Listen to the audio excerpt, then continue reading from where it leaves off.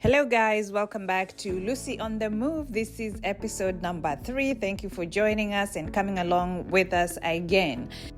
On the last episode, you traveled with us from Nairobi along the Nairobi-Nakuru road all the way to Nakuru and eventually to Bahati. We stopped along the way. We stopped at the Great Rift Valley viewpoint. We stopped by there, got some souvenirs, left our autographs on the wood over there, watched some very, very pretty views. And then we traveled through Naivasha. We got stuck at the Gilgil station around that stage area, long hours of traffic, but we finally made it to Nakuru town and eventually to Bahati. So this is us right now. We are already home. This is our home country. Veronica is excited to be home to meet her cousins. They're having a great time. They're getting to know each other. This was her first time ever to Kenya. She was born in the US. She had never met her family back home, and this was great for us to mingle, to introduce each other, and to see the new and the older members of the Mwangi family. This was so exciting for me. This was super exciting for her as well. Then we had our family reunion.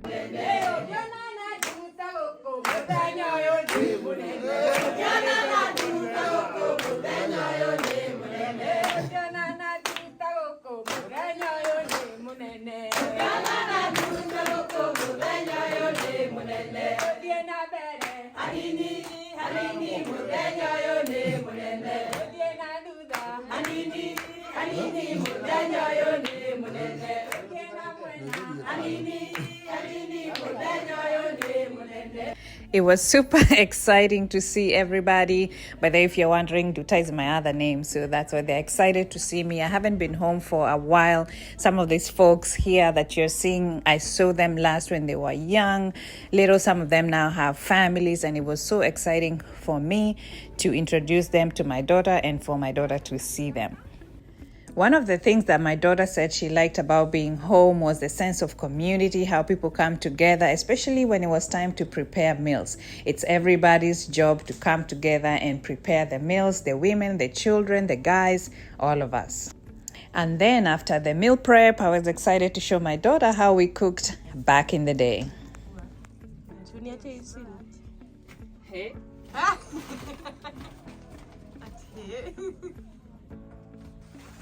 What is missing? Motoriro. For blowing the fire. Memory. Ama niliona kwa hiyo nyumba ingine. Yeah. So this one is called a what? A 3-stone fireplace. Right? 3-stone fireplace. So back in the day, this is what we used to use because we didn't have the oven cooker, we didn't have the gas cooker, so we would use this one with firewood or with maize cobs. In America we call it corn. So maize cobs, when they are dry, we use them to make the fire and the fire stove. And then we use the pots to cook.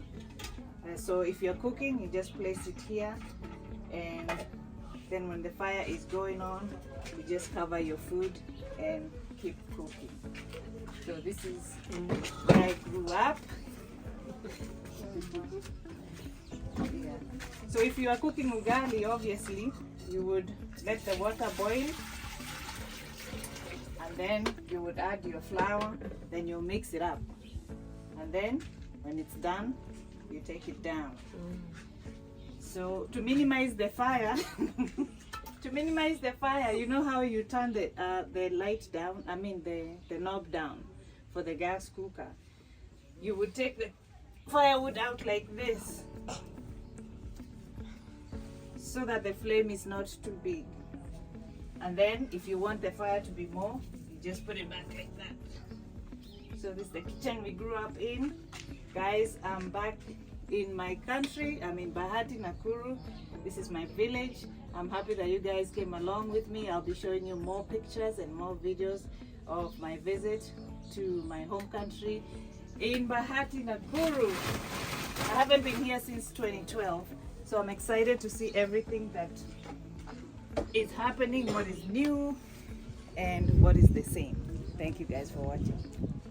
And here's the 3-stone fireplace in action. By the way, back in the day, I used to be a farm girl. We grew up farming. My mom used to be a farmer. So I took this opportunity, obviously, to go to their farm to see what they're growing lately.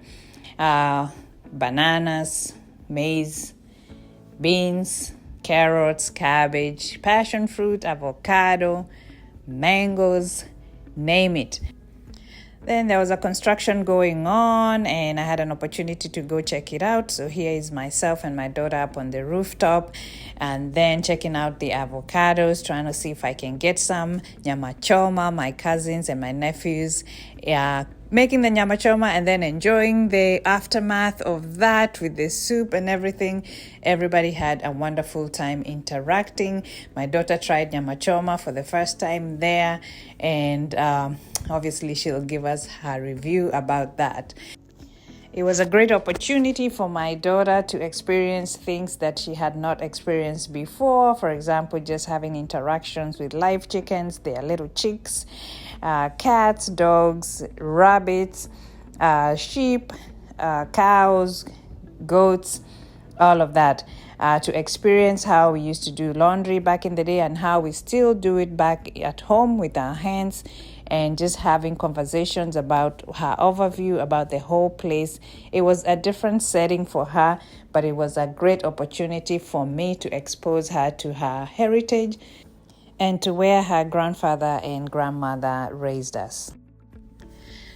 All right, obviously I can't take you guys to the village and not show you the pit latrines where we go to the bathrooms. So we have this hole in the ground.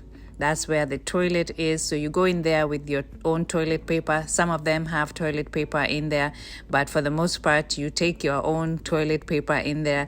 The bathroom, the shower room is next to that. There's no shower in there. So you go in there with your water in your basin. And that's the locking system right there that you just seen. By the way, do you guys have these weeds on your farms? I forgot we had these things. They're called meshege in our language. They stick on your clothes. Every step you make, you're just collecting them with your clothes. So my daughter here and her cousin, they're just taking them off their clothes. And then we took a walk to the market.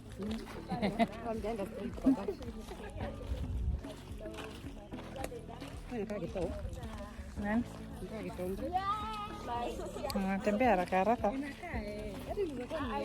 Anaenda wapi? Unaona neno from here. Ametumwa wapi peke yake?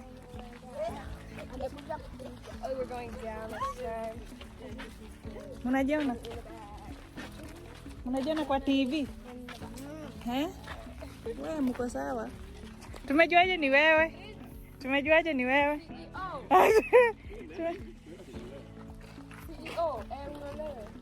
CEO represent.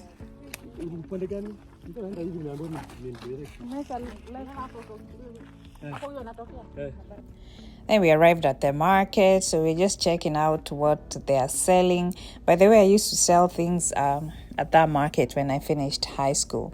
So we went past this soccer field. It's a soccer field and they use it for different sports just to keep teenagers busy, engaging in different sports. So it was great to see that it has now been fenced and the kids can now come here and do their sports. So most of the things that are sold in these markets are like secondhand clothing and stuff like that, but sometimes you can find new items. So in this particular clip, we are trying to negotiate with the Gen Zs because they want to buy this pair of jeans that have these like really distinct designs on them.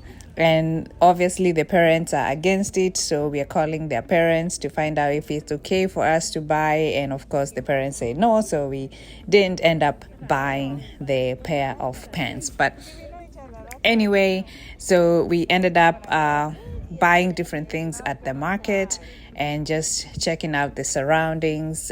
We bought snacks there and drinks, and then we walked back home. We found somebody grilling corn on the cob.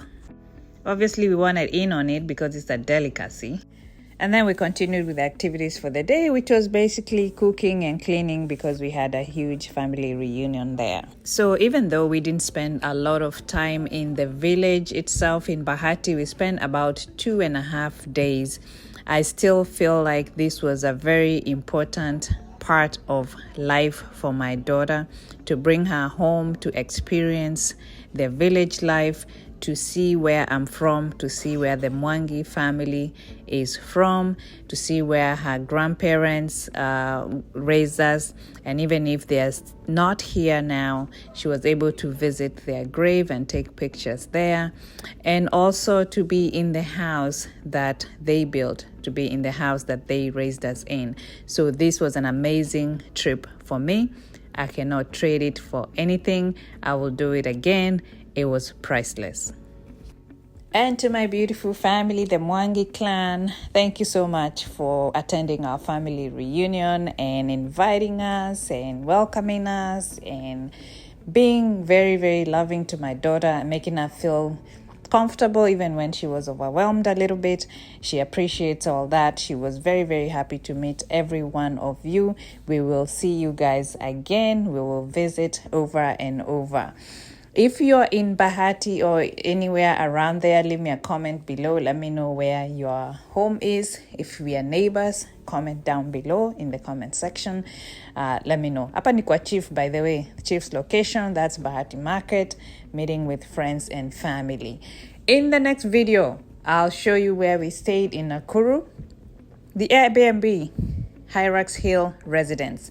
I'll show you the inside of these fabulous apartment that we rented for a few days, and I'll tell you all about it. So make sure you join us then. Thank you guys for watching this third episode of Lucy on the Move. Make sure you join me next week. See you guys.